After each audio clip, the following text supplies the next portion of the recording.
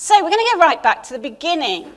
We're going to find out that in Genesis, everything was good. So it's great. We're starting in a good place. God and man were friends together. They were together. They were in great relationship, great friendship, and all was good. But then some things went wrong. Now, if you're in the family service when I did the talk, you'll know something about these boxes. Now, my helpers at the last family service, Reuben, do you want to come and help again? Yeah, great. Look at this. You are great. Marion, I think you were one of them. And George was the other, I think. Sorry. You're just about to get a look at Will's outfit here, which is going to be great. Right, Reuben, you can choose first. Which box would you like to open? This one. Okay. Go and open it then. Have a little open of the box. Oh my goodness, what have you got in? Would you like to show? Shocked. It's what? It's even the shot Do you want to hold them up so they can see? Yeah, be careful, don't get too close. Okay, these are Heather's smelly walking socks. Ooh, do you want to smell them? I've done a lot of walking. What do you think? Are they bad? They're bad. Thanks, Reuben. You can go and sit down now. Thanks, Reuben. Give Reuben a little clap. Okay. George, which one do you want to open? Which one would you like to open? He doesn't want to open a box. That's fine. I don't blame him because he knows what's in them. This one? He's done it before. Let's open it. We'll maybe let Daddy smell it because I'm not sure how this fits with health and safety. Or yeah, that's the worst one. Maybe don't give that to George. Does it smell nice? Does it smell nice? No, definitely. Oh, it is bad. This is rotten egg in here. If anybody wants to come and do smell-o-vision later, that's fine. Thank you, George. Give him a clap. Which means, Marion, there's just one left for you. I'm trying to remember what was in it. And you're trying to remember what was in it. You don't need to remember. Sweaty socks last time. It was sweaty socks. Oh, yeah. Do you want to show everyone, Marion, what your Easter gift is? I think this should have been Banana Man's. Yeah, so this is a rotten banana. Happy Easter, Marion. Would you like to go and take a seat? So, it does get better. What we found out at the family service was that we've all done stuff, and that right back at the beginning, two people did stuff that was not good. And it was as nasty as rotten bananas. It was as horrible as Heather's smelly socks and this rotten egg, which is really, really bad. You can come and smell that later. I will put the lid back on. And the Bible calls that stuff sin. So when we're unkind to each other, when we steal, when we tell a lie, all of those things, the Bible calls sin. And it says that's our problem. So get your problem face back on. Now we've got a problem. Yeah. Oh, Ian Briggs's problem face just looks like Ian Briggs's face, but I don't know what that means. But the Bible says we've got a problem now because do you remember God and people were friends? But now all of this stuff has happened and they're not friends anymore. And so something is needed to solve the problem. We need an answer. And the Bible gives us some little clues. I love this. If we go through the Old Testament, the Bible starts to give us clues. Someone's coming. Someone's coming. The answer is coming. And I was thinking, what would it take to pay the price for everything that we've done wrong? What we need, surely, is a superhero. And actually, I think we've got some today. So if you come dressed as a superhero and you'd like to join me on the stage, come and join me right now. We'll have a look at some of the superheroes. You don't want to join us, but I'm going to have to point you out because you're my favourite superhero. You'll come. Brilliant. Thank you so much. Right, Reuben, Edie, Margot. Oh, yes. Oh, come on then. Well done. Some great superheroes here. Oh, Banana Man's on the way. Excellent. Brilliant. Come on, Margot. Excellent. Okay, so we've got some superheroes. You're going to stand down here. We'll do you first, Tim. This is my favourite one, I'm going to be honest. Look at this for a superhero. Votes for women. Yes. This is what a superhero. Do you just want to explain a little bit about your choice? The only thing I'm going to say, if it wasn't for us, where would you be, girls? Absolutely. Under there, both of them. So just think about the ladies who did all this for us, and get there behind us, keep behind us, all of us. All those in Parliament, the Army, the Navies, everybody. Just keep behind all the women. Excellent. Brilliant. Thank you. You can go and sit down now if you want to. Brilliant superheroes. Right, we've got some more superheroes here. Do you want to ask, have any of you got any superpowers? Should we just go along and have a little look? Anybody got? I've got some You've got some superpowers, Reuben. Why did I know that? Go on then. Do you want to tell Tim what your superpower is? My power is very good. It's very good. But It's very good. I can. But Just say anything. talked. Do you need a bit of help from Daddy, maybe? Yeah. Say dancing. Dancing. Dancing, he said. Dancing. Reuben's superpower is dancing. If you've ever seen Reuben dance, it's a great superpower. Margot, have you come as a nurse? Yeah. Oh, Margot and I have made friends this week on holiday. Have you got any superpowers, Margot? Healing stuff. Healing stuff. That is an amazing superpower. Brilliant. Do you want to go back over there? Anybody else got any superpowers they'd like to share with us? Kate Matthews looks like she might have a superpower. No? She's feeling all out of superpowers. Let's have a look at Banana Man. Banana Man? With a banana strapped to his chest? Yeah. You need to stand up so you Okay, can be great. fully... Yep, excellent. I think I stop bad things happening by using slippery banana skins. Oh, that is a great It's a superpower. hazy 90s memory there. But yeah. Hazy. Yeah. Okay, brilliant. Anybody else got any superpowers they want to share? Wendy, have you got a superpower? Penny, sorry. I thought you said Wendy. I was looking at the W. Are you Wonder Woman? Well, I'm Wonder Woman. Excellent. I'm just totally wonderful. Any challenge, I can cope with it. Absolutely. That's true because Penny does our safeguarding and that is a big challenge and she's up to it, so that's great.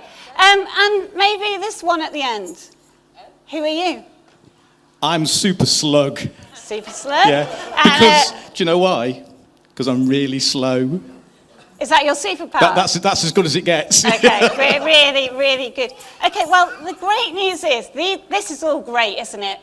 And these are great costumes, every single one, including you, Kate. You've got many superpowers. You look after children every Sunday, that's a superpower. But that's really good. But the bad news is that each of us, even though you are super and wonderful and amazing, have done some things wrong at some stage. So although you're wonderful, and we need to recognise their superpowers, you're not the superhero we're looking for right now, but we're really glad you came. Do you want to take your seats and we'll find out who it is?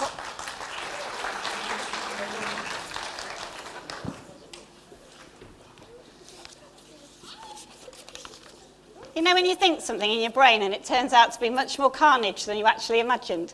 That's what's happening. So we've found these brilliant superheroes, but the Bible gives us some more clues because it's great like that if you look. And it says there's going to be a saviour who's coming and he's going to be born. He's going to be a baby. And he's got a really, really precious name. One of my best friends this week had a baby 7 weeks early. He's fine. He's tiny. But we were waiting for the name. And she sent it and she said, he's called Henry. And he's tiny. He's minute. But this baby was going to be called Emmanuel, which means God with us. Have a little whisper of that to somebody next to you. God with us. That's brilliant, yeah. It means God with us. This superhero is coming, and he's going to be born as a baby.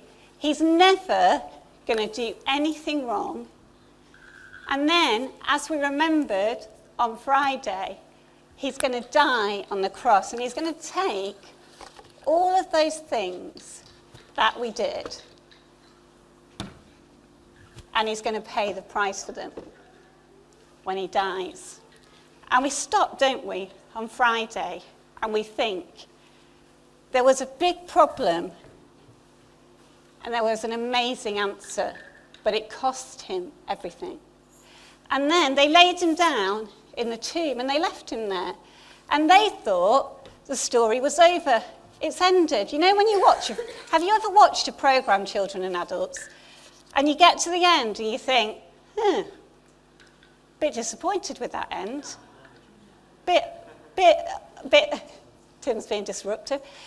Bit disappointed with that end. It wasn't how I expected it to end. That's where we were yesterday. Jesus had died. He'd been put in the tomb.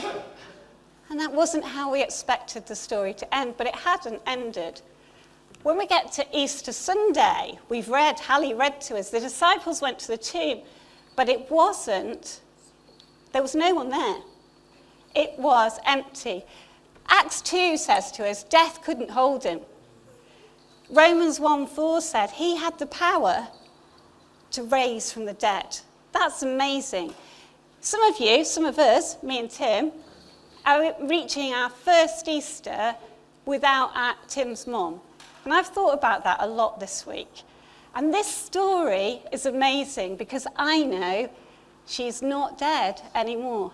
Because of what Jesus did, she's alive, and one day I'll meet her again. So we go through the problem and the answer, and we find the tomb. What we're going to do is we're going to have a little look at a clip from the Miracle Maker. Now, if you are age about 9 and under, you need to switch your eyes and ears on right now. Everybody else does too. No falling asleep. Because we need to watch this clip, because I'm going to ask you afterwards, you're going to go and do something over here, and you're going to draw a picture of what your face might have looked like if you'd been there that first Easter. So you need to watch the clip really carefully so that you know, and the rest of us are going to imagine what we would have felt like if we'd been there that first Easter. So I think, Evie, the clip should be ready.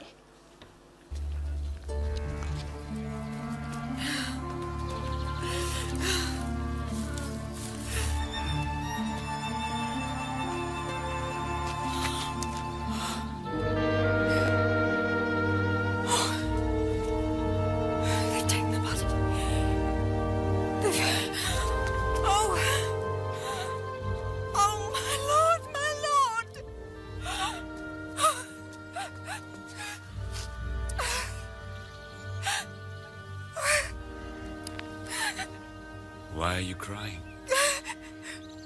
They have taken my Lord away, and I don't know where they have put him.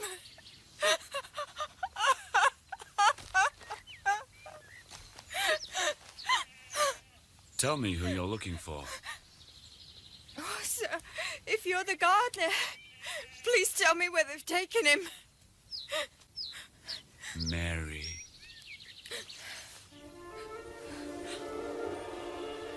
Lord. It's all right. You don't have to hold on to me now. Go. Tell everyone. Tell Peter. I've seen the Lord. I have seen the Lord. He's alive. I love that clip. Some of the young people love that. They do a great impression of the Lord, I've seen the Lord. It's amazing. She goes to the tomb expecting to find somebody who's died. And then she's sad because she doesn't know where he is.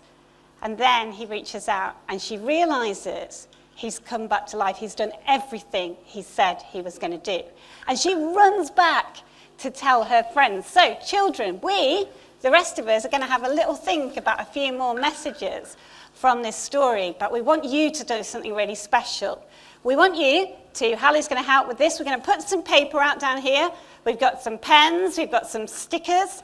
We want you to draw a picture of what your face might have looked like that first Easter, or whatever you want to draw really, but that's what we're asking you to draw. We know it doesn't always go according to plan, and that's fine.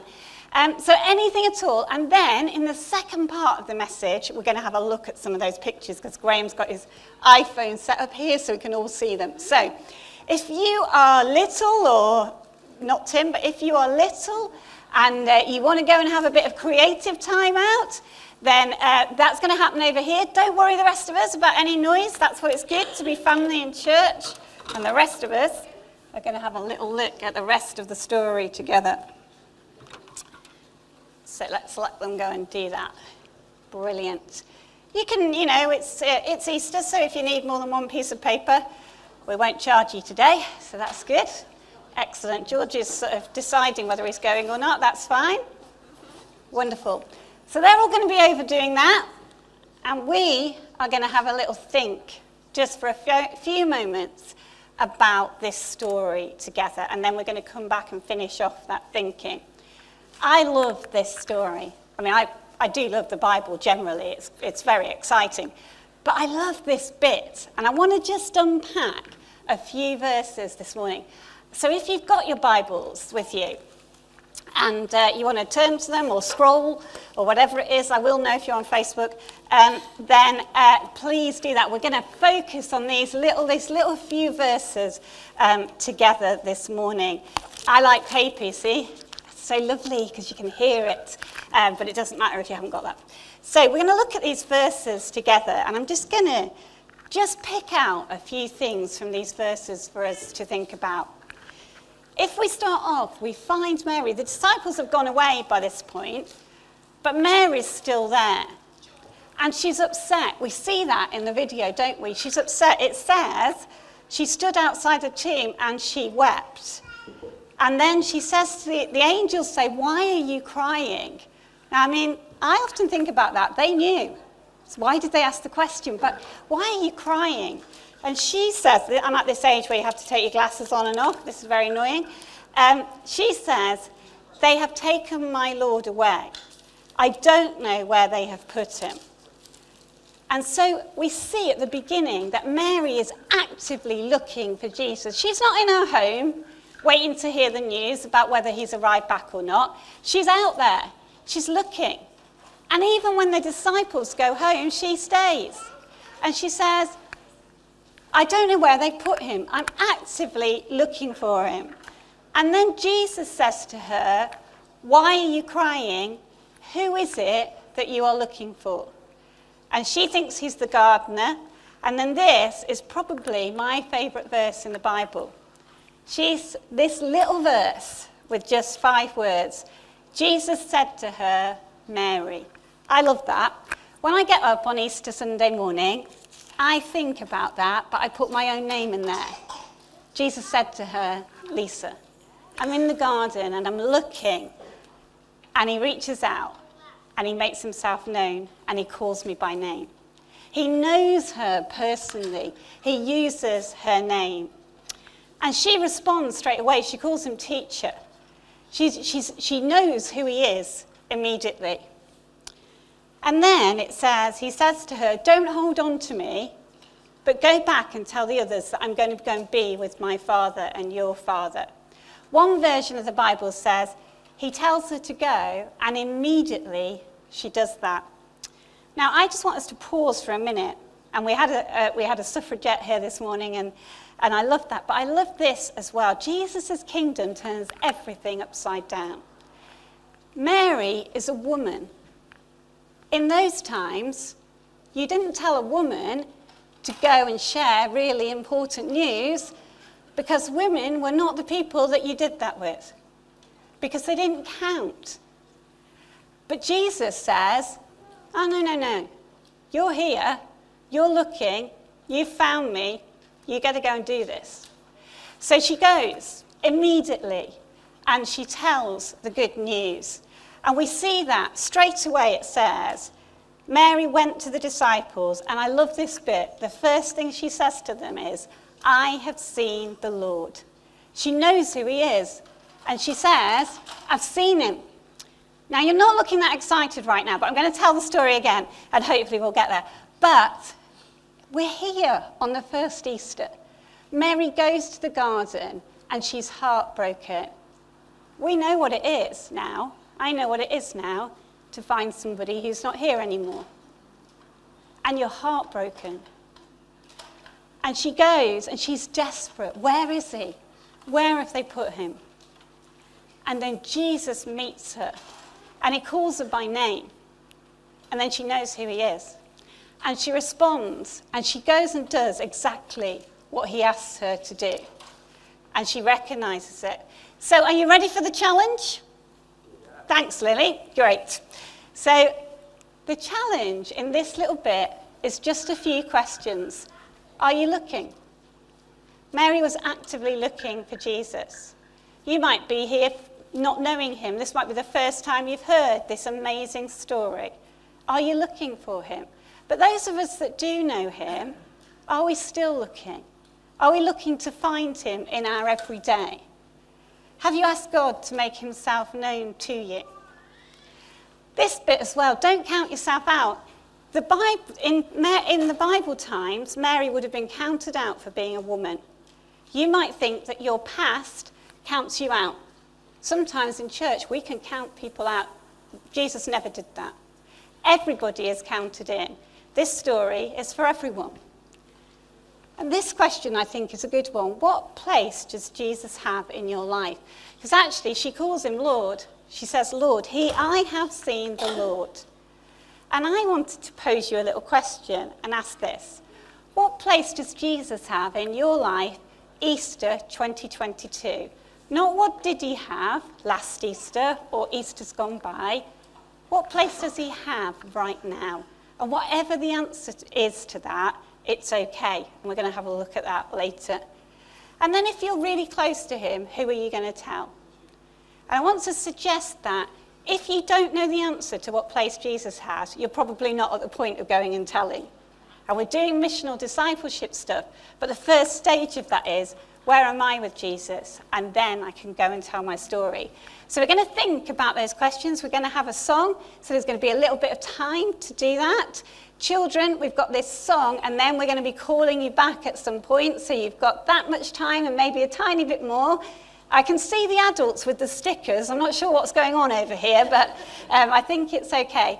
Just to have a think through. And Gordon prayed in the prayer meeting this morning, and it was really helpful because he said, there's no condemnation. That means this isn't about feeling guilty.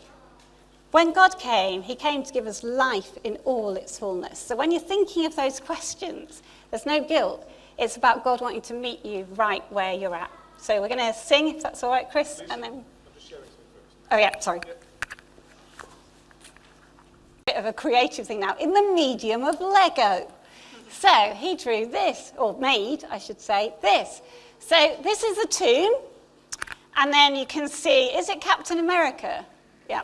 Captain America, Jesus, at the top there, looking, and here's Wonder Woman, Mary, looking in the tomb to try and find Jesus.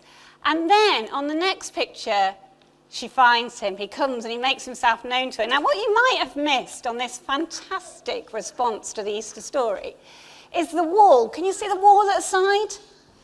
Can you see all the colours in it? And Jairus, when he was with Andy and I, he said, that wall is the wall of excitement that Mary had when she realised that Jesus was still alive. That's why there's so many colours. That's great, isn't it? Really great. Thank you. Is Jairus here? Oh, Jairus, thank you. Brilliant Lego maker extraordinaire. Then I asked Hallie, Evie and Lily about their response to the Easter story. But before we get on to that, Andy's just going to come and read to us a little bit of what Jonah said and a little bit of what some of the other things that the young people said that morning. Thanks, Andy.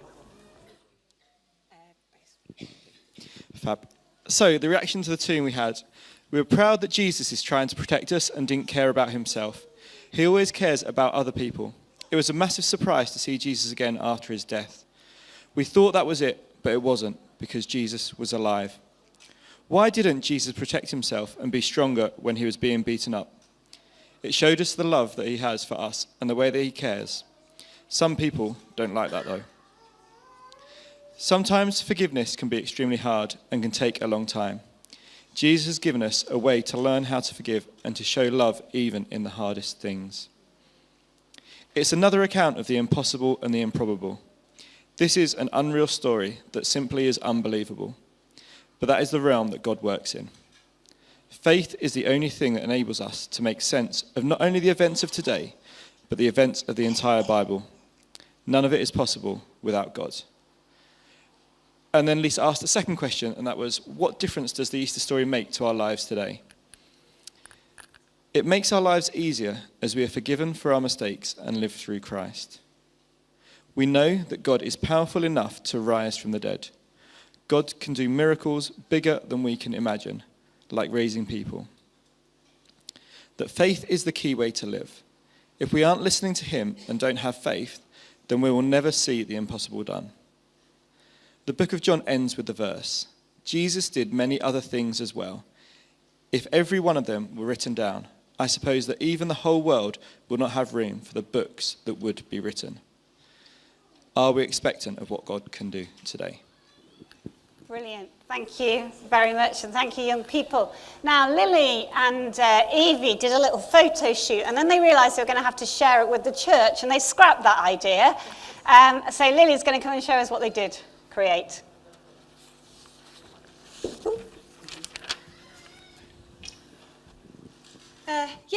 So this, quickly go over the story again. Believing Jesus' body to be stolen, Mary Magdalene weeps at Jesus' tomb. She explains her weeping to two angels dressed in white. This is an artistic interpretation of the story of Jesus arriving to Mary. Do you want the next one? Yes, please. Then Mary meets the gardener. Mary believed Jesus just be the gardener. He asked her why she is crying and who she is looking for. I don't think that Jesus looked like that, but we can hope. Obviously a bit more work to be done with the young people, but we're getting there. Okay. Then Jesus calls Mary by her name and she recognizes him. She cries, Rabboni, which translates to teacher in Arabic. I'm liking the pictures. Mary Berry. Of the Lord and Saviour, Mary Berry. Mary Berry, yes. Again, a little more work to do. We'll get there. But you can see. Okay. Yes. And lastly, Jesus tells Mary to not hold on to him, as he will soon ascend to his Father in heaven. Jesus went to spread the news to Jesus' disciples, just like the news at 6. Just like the news at 6. Fantastic. Give her a clap. Thank you, Lily. So, some interesting responses. Now, are there any children that have done any pictures that would like to come and share them so we can see? I think Graham's going to help me with the technical side of this. Margie, do you want to come with yours? Come on then, let's have a look what you've done. Oh my goodness, this is incredible. Okay, right, Margie, you need to stand up here. Hold it in front of this camera. Hold it in front of the camera there. The camera, it will appear on the screen. Oh, yep, can you see this picture? Let's get a bit closer. Yep, we can see it, I think. Oh, that's a great photo of me, Margie, isn't it? That's lovely. What's going on your photo? Is there a love in the eyes there? That's amazing. A great photo. Is it going to work or not? If not, we'll go back to the traditional. It's just died. It's just died. Don't worry though, things come back to life in this place. Right, so let's have a little turn around here. And we're going to go back to the traditional way of doing things. Okay, so do you want to hold your picture up really, really high? And let's, are we back? Yes?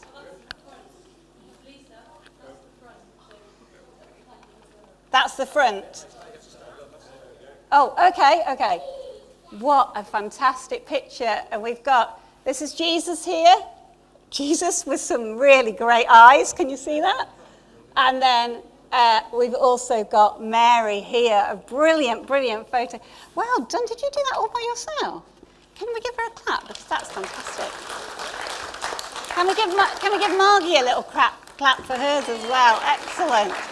Do you want to go and sit down and then we'll have a look at Ellie's? Oh, Ellie. Oh, gosh. Oh, Kate, I can see why you have so much fun on a Sunday. Should we hold this up here so Kate can see? Kate, can you see this fantastic picture? Ellie, is this the face here? With some fantastic eyes. And is this all colour? What's this? Is this just because it's so brilliant? Yeah, I thought it might be. She's doing really well, isn't she? I imagine you help Kate. Teach Kate. Do we like that one? Great. Give Ellie a little clap there. And then, do you want to go and sit down, Ellie? And then George has quite frankly lost interest in his own picture now. But he's been waiting too long. But this, if you can see it, Can we see that one? That is absolutely fantastic, with a little bow tie. They might not have had them then, but they might. Well done, George. Thank you very much. So, can we go back to the slides now? Is that okay? Brilliant. Thank you very much. Some great, great photos. I'm going to keep yours there, Margie, for a minute. So then we did ask the young people, we said to them, as Andy said, what's your response? And because Lily Matthews is Rob Matthews' daughter, I said, what difference does the Easter story make to your life? And she said to me, in the words of Rob Matthews, are you asking me what my take-home is? And I said, yes, I am. What's your take-home? So some of their take-homes are on here. No other God in any religion has died for us. He didn't arrive to the masses, but to Mary, he was weeping for him. Jesus is cool. Wow. And lots of trust was required from the disciples. Now, it's almost like when we look at the Easter story, in fact, when we look at the whole Bible, there's a question that we almost get asked all the time, and it's this. Are you ready for it? What happens next? So, we start off and we say, what happens next, God? You made this on the first day. What happens next? Everything's gone wrong. What happens next? And we make our way through. And we hear about this superhero. And then we say, what happens next? And Jesus is born. And we say, what happens next? And we see him live and do some really cool things. And then we say, what happens next? And he dies. And then we say, what happens next? Have you got the idea about what the question is now? What happens next? And we find that he rises again. And then we say, what happens next? And the Holy Spirit comes. And then we say, what happens next? And we watch the story play out. I'd like you to, if you feel comfortable, ask the person next to you, what happens next in any way you want? Oh, we've got a few poshes. Brilliant. I heard a few posh. What happens next? That's a really good question. Don't get too stuck on that. You can practice that when you get home if you need to. Oh, we've got it in a different language as well. It's getting very posh in West Street this morning. But this is the question that I want to leave you with. Because actually, the whole Easter story asks you this question. What happens next? So you've heard the story, and we asked the young people, what difference does the Easter story make to your life now? And the question I want to leave you with is, what happens next for you? That's why it's about me. What does it mean for me? What happens next? And the answer to that might be a number of different things. You might be here this morning really struggling. And actually, one thing I've learned about the cross this year is it doesn't just pay for the things I've done wrong, it pays for the things that have been done wrong to me. And you might actually be here this morning, you might be quite broken. And actually, what happens next for you might be to understand that the cross means that God truly loved you. And it might be what happens next is that you're just brave enough to tell someone it's difficult this morning. That might be what happens next for you. You might be here and you might be weary and maybe not that connected to God. And this Easter, the story reminds us that God was a person and he wants a relationship. He doesn't want religion. So maybe what happens next for you is the first steps to rebuilding that relationship with God. Just asking him to make himself known again. That might be what happens next. If you don't know God at all, and this is the first time you've heard the story, maybe what happens next is you have a conversation with somebody and say, what happens next? What happens next? And if you're walking really, really closely with God, keep going. But ask him, what happens next? We've just been on holiday with the Briggs. I'm looking at one right now. With the Cornells and with Rachie. Can you imagine? Those of you that know us, all in one house. Absolute bliss. It was fantastic. We had a lot of what happens next? What are we doing next? That was mainly Tim and me. But asking that question, what happens next? Because the truth is, When children are read a bedtime story, often you're reading it, aren't you? Who likes stories at night time? Or at any time? Brilliant. But often you get to the end of the story and you shut the book and you say, it's done. But the truth about the Easter story is that the story doesn't end. It's still going. And the question we need to ask for ourselves this morning is, what happens next for me with you, Jesus? And that's the question I'm going to leave you with. Thanks, Chris.